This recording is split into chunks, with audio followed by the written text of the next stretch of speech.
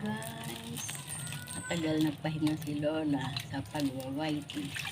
Alam niyo kung bakit guys, kasi walang wifi si Lola. Wifi lang ako guys, pero hindi pwede, putol. Wala pa isang oras o kalahating oras, nawawala na.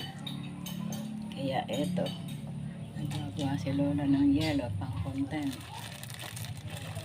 Pasensya na guys, hindi ako nakakapunta sa mga mga live niya.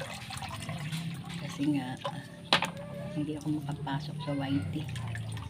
Hirap talaga. Pagkahirap pag walang sariling wifi. Pero huwag kayo mag-alala. Ginagawa ko na po ng paraan para magka-YT si Lola. Para magka-wifi. Yan. Nagagawa si Lola ng yero. Para naman may pang-content si Lola. Hindi naman makapaglalabas kasi lagi nang naulan. Guys. 5 piso ang isang yelo. Yan. Yan ang hanap buhay ngayon ni Lola. Kasi wala naman si Lolang maitindang saging. Walang bunga yung saging ko guys. Pinalinisan ko yung sabina ko. Pinaalis ko yung mga payat na puno.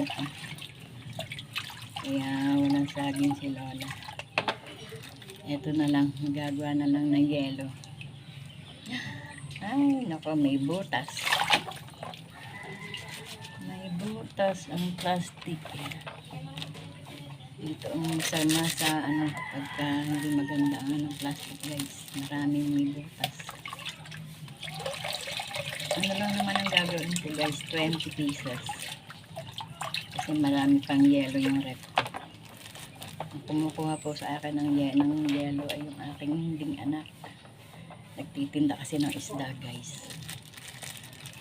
Kaya 20 piraso araw-araw. Yan, nakakaipon si Lola ng pambayad sa kuryente. Yan.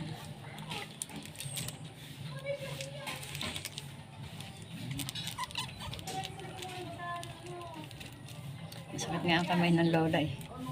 Kasi gagawa ng yelo araw-araw, masakit sa pag nagbubuhol.